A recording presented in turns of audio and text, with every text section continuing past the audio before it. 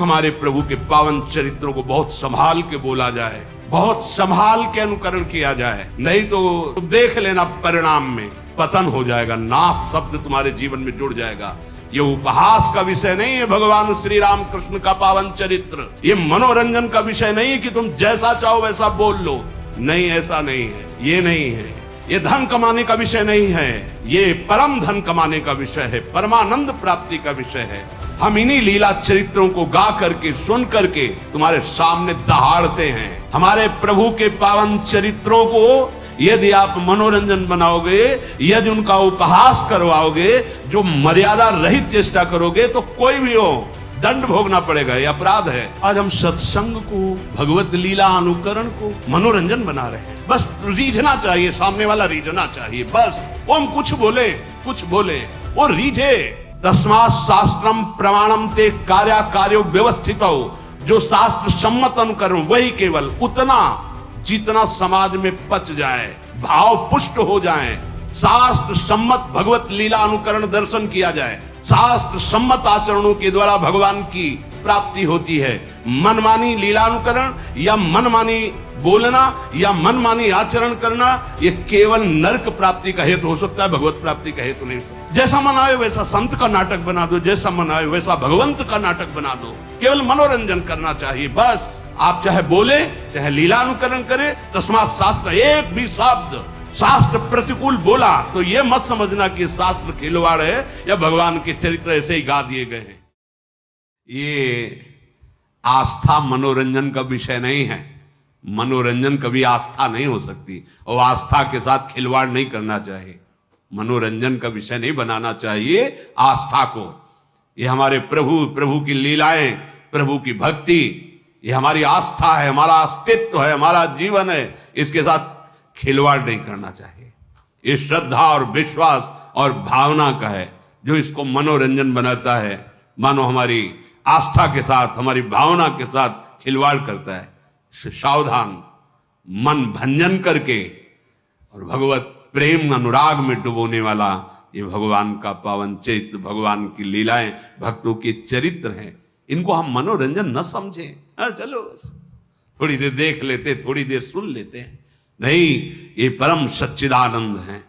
इसीलिए हम लोग अपनी आस्था के साथ खिलवाड़ करते हैं, जो मन आता है वो नाटक बनाते हैं, जो मन आता है वो नाटक देख लेते हैं, जो मन आता है। ऐसे नहीं है, ये हमारी आस्था का विषय है, ये हमारे अस्तित्व का विषय है, ये हमारे जीवन का विषय है, इसके साथ खिलवाड़ नहीं होना चाहिए। देखो, हमारे प्रभु जैसा ना तो कोई था, ना है, ना होगा। ये अनादि अनंत महामहिम भक्तजन कुछ उनकी लीलाओं का अनुकरण करके तन्मय होते हैं। उसकी भी लीला की एक मर्यादा है। जिस समय हमारे ठाकुर मुकुट धारण करते हैं, महारानी जी की चंद्रिका, तो स्वयं रासाचार्य जी को देखा साष्टांग दंडवत और आरती करके, जय जय, मुकुट विराजमान है, चंद्रिका विराजमान। लीला महासुख प्रदान करने वाली, हजारों को भक्त बना दिया भगवत लीला अनुकरण ने इस जीवन को भी।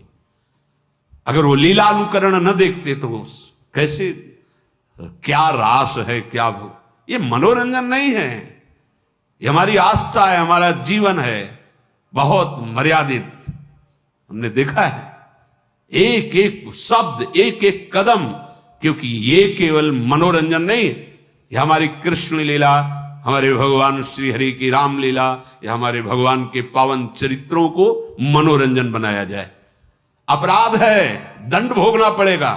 लिख लो, हमारे प्रभु के पावन चरित्रों को यदि आप मनोरंजन बनाओगे, यदि उनका उपहास करवाओगे, जो मर्यादा रहित चेष्टा करोगे, तो कोई भी हो दंड भोगना पड़ेगा, यह अपराध है। बुद्धि भ्रष्ट हो जाएगी, लोक में निंदा होगी, और आपको लाभ कदापि न यहां न वहां। यह हमारा जीवन है, इसी के सहारे से हम भगवदानंद की अनुभूति करते हैं। देखो, गोपीजनों ने लीला अनुकरण किया भगवान की, हमारे परम पूजनी ब्रजवासी जन भगवान की लीला का अनुकरण किए। लीला अनुकरण भगवत प्राप्ति का एक सुदृढ़ भाव प्रकट करता है।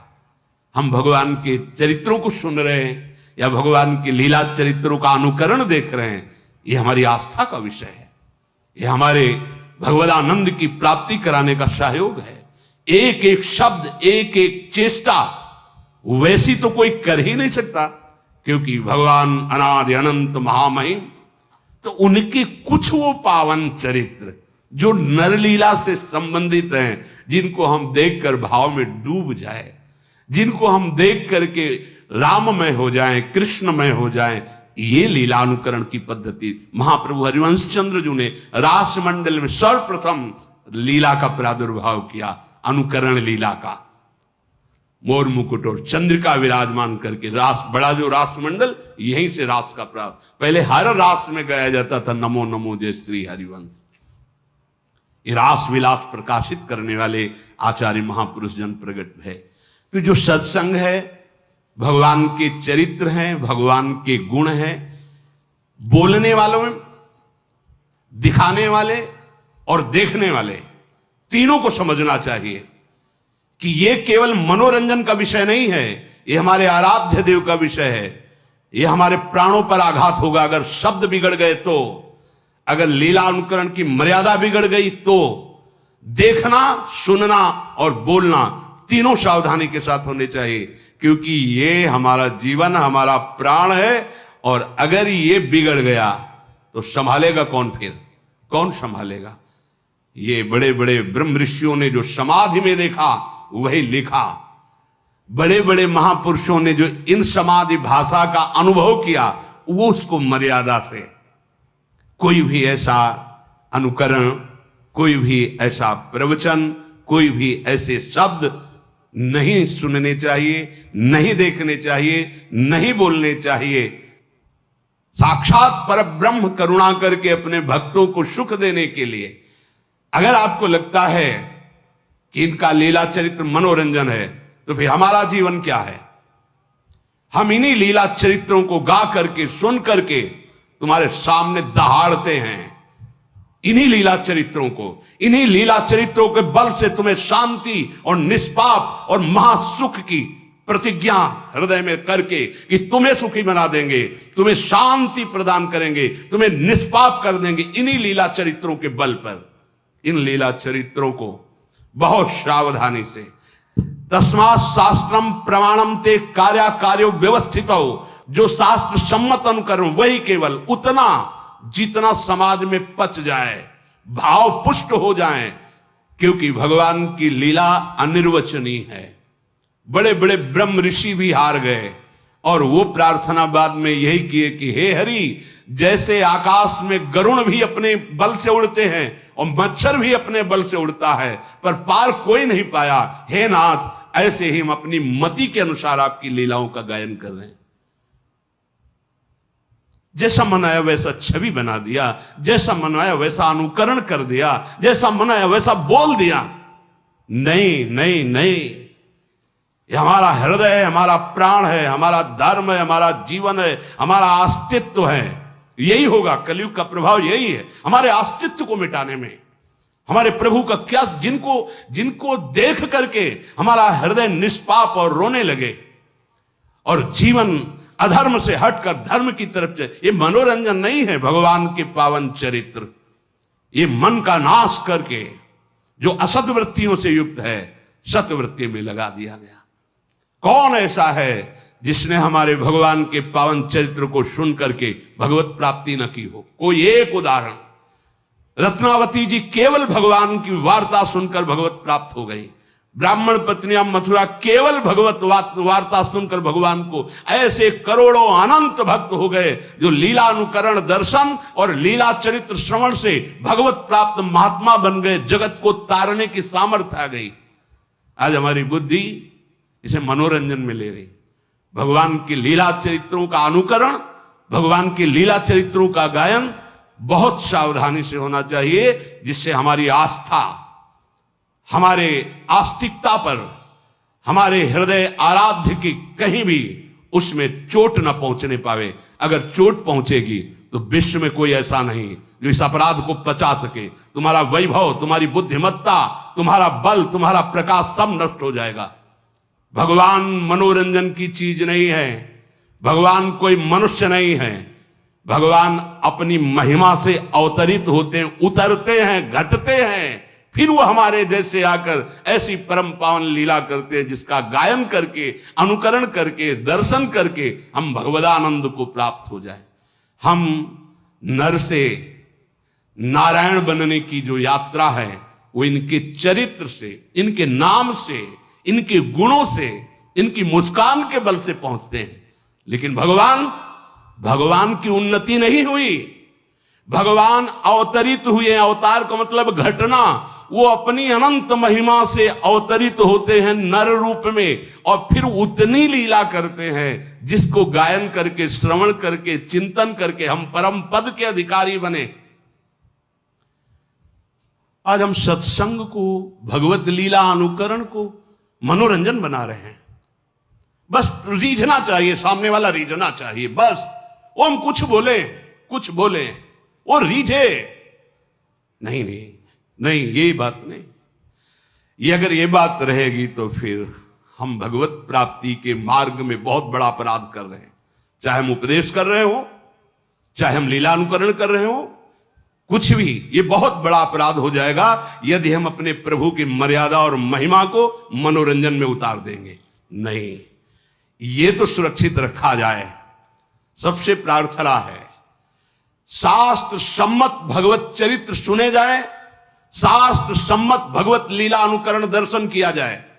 शास्त्र सम्मत आचरणों के द्वारा भगवान की प्राप्ति होती है।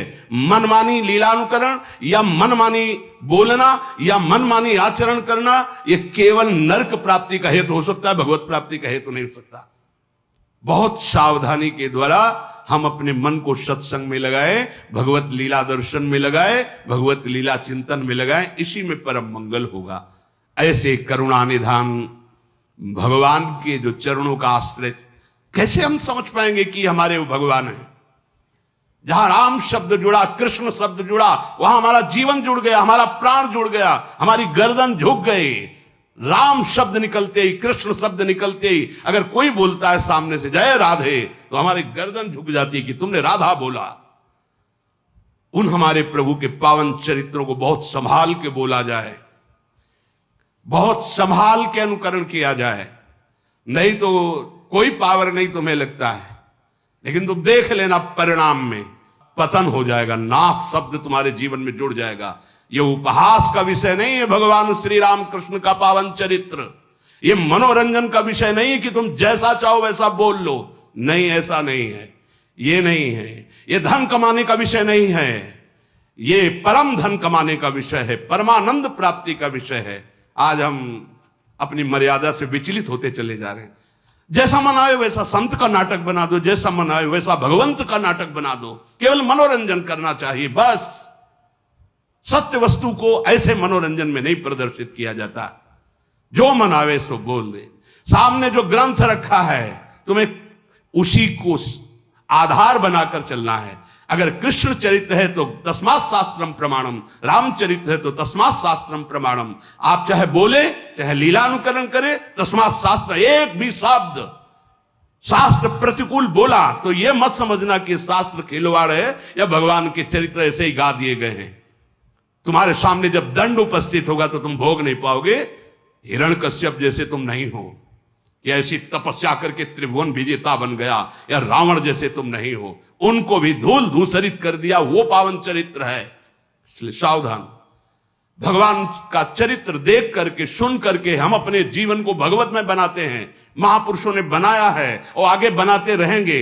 हम इस चरित्र की गरिमा को रखें, हम अपनी आस्था को सुरक्षित रखें। जहां शास्त्र सम्मत वार्ता ना हो नहीं सुननी, जहां शास्त्र सम्मत लीला अनुकरण नहीं देखना। हमें हमारे प्रभु के प्रति भाव बढ़े, ऐसा सुनना है, ऐसा देखना है, ऐसा बोलना है। हम जीवन अर्पित करें अपने प्रभु पे। ये भारत भूमि है जिसको शास्त्रों में वर्णन किया गया कि अहो भाग्य, धन्य भाग जो भारत भूमि में जन्म लिया। और भारत भूमि में देखो राम अवतार, कृष्ण अवतार, कौन से ऐसे भगवान के महातीर्थ महामहिम नहीं जो भारत भूमि में ना हो। ये मनोरंजन का देश है। आज यही तो हो रहा है।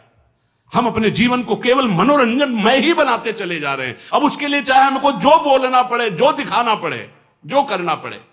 नहीं नहीं भाई, सावधान, ऐसा नहीं है। अगर हमारे प्रभु के साथ तुम्हारा खिलवाड़ शुरू हुआ तो तुम्हारे साथ वो खिलवाड़ शुरू होगा कि तुम संभाल ही नहीं पाओगे, क्योंकि त्रिगुणात्मिका माया उनके आदेश से चलती है। तुम्हारा धन, तुम्हारा वैभव, तुम्हारी बुद्धिमत्ता, तुम्हारा पद मिट्टी में मिल जाएगा। ये भगवान के पावन चरित्र हैं, भगवान के पावन गुण है। संभाल कर बोलो, संभाल कर सुनो, जिससे तुम्हारा भाव बढ़े, तुम भगवदानंद को प्राप्त हो। श्री राधा वल्लभ लाल की।